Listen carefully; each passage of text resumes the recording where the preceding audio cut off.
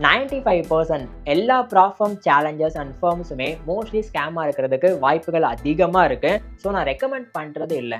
ஆனால் ப்ரோ நீங்கள் என்னன்னா சொல்லுங்கள், ஃப்ரீ ப்ராஃபம் சேலஞ்சில் நான் போய் பார்ட்டிசிபேட் பண்ண போகிறேன் அப்படின்னு நீங்கள் முடிவு எடுத்துட்டிங்கன்னா ஓகே, அது உங்கள் விருப்பம், நான் ஒன்றுமே சொல்லலை. ஆனால் ஃப்ரீன்ற பேரில் நிறைய ப்ராஃபம்ஸ் கம்பெனி இந்த 5 டைப்ஸ் ஆஃப் ஸ்கேம்ஸ் பண்ணுறாங்க. இதை ஜஸ்ட் இப்போ தெரிஞ்சுக்கோங்க. அப்போ தான் ஃப்ரீன்ற பேரில் உள்ளே போனதுக்கு அப்புறமா நீங்கள் மணி லாஸ் பண்ணாமல் இருப்பீங்க. அதில் ஃபர்ஸ்ட்டு சேலஞ்ச் அண்டு கான்டெஸ்ட். பயப்படாதீங்க, எல்லா ப்ராஃபமுமே சேலஞ்ச் அண்ட் கான்டெஸ்ட்டை கண்டக்ட் பண்ணுவாங்க உங்கள் ட்ரேடிங் ஸ்கில்லை எவாலுவேட் பண்ணுறதுக்காக. ஆனால் அப்படி பண்ணுற ப்ராஃபம் உங்ககிட்ட டெமோ அக்கௌண்ட்டு தான் கொடுப்பாங்க. மேபி சேலஞ்சுக்காக இனிஷியலாக கொஞ்சம் ஃபீ கலெக்ட் பண்ணாலுமே நீங்கள் இந்த சேலஞ்சில் பார்ட்டிசிபேட் பண்ணி ட்ரேடிங்லாம் பண்ணும்போது டெமோ அக்கௌண்ட்டு தான் கையில் இருக்கும். ஆனால் ஒரு சில ஸ்கேமான ப்ராஃபம் கம்பெனி என்ன பண்ணுவாங்கன்னா, ஃப்ரீ ப்ராஃபம் சேலஞ்சர்ஸ் அப்படின்ற மாதிரி பேர் வச்சு உங்களை உள்ளே கூட்டிகிட்டு வந்துடுவாங்க. போனதுக்கு அப்புறமா இந்த அக்கௌண்ட்டை நீங்கள் ரியலாக தான் கிரியேட் பண்ண போகிறீங்க. உங்களுடைய முடிஞ்ச அமௌண்ட்டை கொஞ்சம் டெபாசிட் பண்ணுங்கள், அதை வச்சு நீங்கள் சேலஞ்சில் பார்ட்டிசிபேட் பண்ணலாம் அப்படின்னு சொல்லுவாங்க. பேசிக்காக நிறைய ப்ராஃபம் கம்பெனி டெமோ அக்கௌண்ட்டு தான் கொடுப்பாங்க.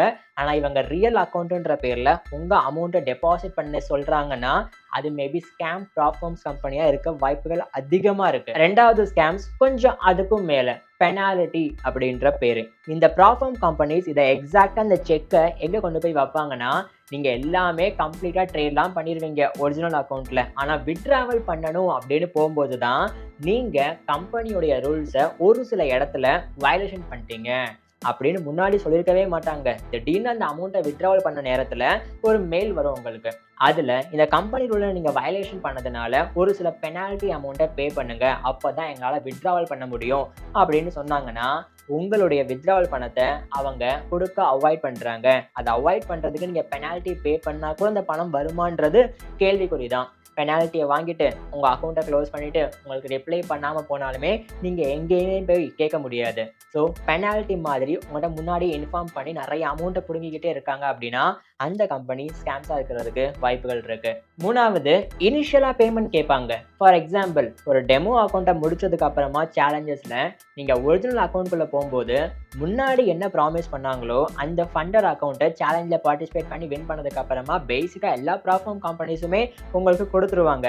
ஆனால் ஒரு சில ப்ராஃபம் கம்பெனி சேலஞ்சை கொஞ்சம் ஈஸியாக வச்சுட்டு உங்களை வின் பண்ண விட்டுட்டு உள்ளே வரும்போது அந்த ட்ரேடிங் அக்கௌண்ட் $100,000 ட்ரேடிங் அக்கௌண்ட் உங்களுக்கு வேணும், ஃபுல்லாக கேபிட்டலை ஆக்சஸ் பண்ணிக்கணும் அப்படின்னா ஒரு சில இனிஷியல் அமௌண்ட்டை பே பண்ணுங்கப்பா, நாமினல் ஃபீ மாதிரி.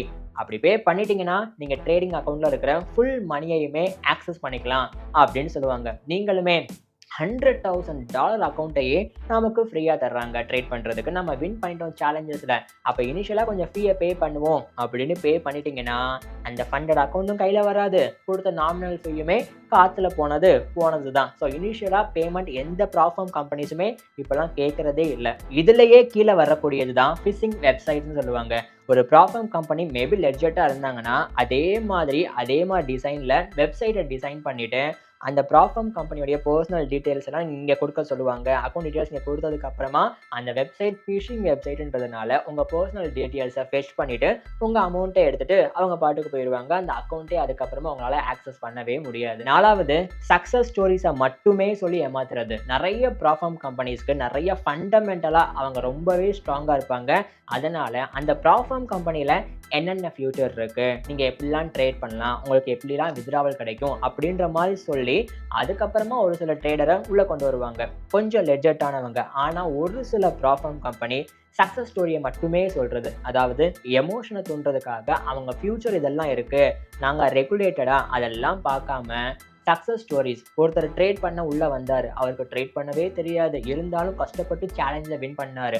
அதுக்கப்புறமா ₹1 கூட அக்கௌண்ட்டில் இல்லாத ஒருத்தர் இப்போ பல லட்சம் கோடி அவர் அக்கௌண்ட்டில் இருக்குது, மிகப்பெரிய சக்ஸஸ் அடைஞ்சிட்டாருன்னு அவங்க எமோஷனாக பேசி அவங்க வெப்சைட்டில் நிறைய இடத்துல எமோஷ்னலாக சக்ஸஸ் ஸ்டோரிஸை மட்டுமே சொல்லி உங்களை பிரெயின் வாஷ் பண்ணி அந்த ட்ரேடிங் ஃபார்மில் கொண்டு வருவாங்க. ஸோ நீங்கள் பார்க்க வேண்டியது சக்ஸஸ் ஸ்டோரிஸை மட்டும் கிடையாது, அந்த ப்ராஃபம் ஃபண்டமெண்டலாக எந்த அளவுக்கு ஸ்ட்ராங்காக இருக்காங்கன்னு பார்க்கணும். அட் லாஸ்ட், அஞ்சாவது, ட்ரைனிங் ஃபீ. எந்த ப்ராஃபார்ம் கம்பெனிஸுமே இப்போலாம் ட்ரைனிங் ஃபீயை சார்ஜ் பண்ணுறதே இல்லை. உங்களுக்கு ட்ரேட் பண்ணுறதுக்கு ஸ்கில் இருக்கா, உள்ளே வாங்க ட்ரேட் பண்ணுங்கள், சேலஞ்சை வின் பண்ணுங்கள், ட்ரேடிங் அக்கௌண்ட் கிடைக்கும், ஃபண்டட் அக்கௌண்ட்டாக. அதில் நீங்கள் பார்ட்டிசிபேட் பண்ணி நாங்கள் சொல்கிற ரூல்ஸை நீங்கள் ஃபாலோ பண்ணிங்கன்னா மேபி வித்ட்ராவல் பண்ணலாம் அப்படின்னு சொல்லுவாங்க. ஆனால் ஒரு சில ப்ளாட்ஃபார்ம் கம்பெனி சேலஞ்சில் நீங்கள் வின் ஆகலையப்பா, லாஸ் ஆகிக்கிட்டே இருக்கீங்களே, நாங்கள் ஒரு ட்ரைனிங் தரோம் உங்களுக்கு, அதை வச்சு நீங்கள் ஈஸியாக பாஸ் பண்ணிடலாம்னு ட்ரைனிங் ஃபீயை கேட்டாங்கன்னா அது மேபி ஸ்கேம் ஃபார்மாக இருக்கிறதுக்கு வாய்ப்புகள் இருக்குது.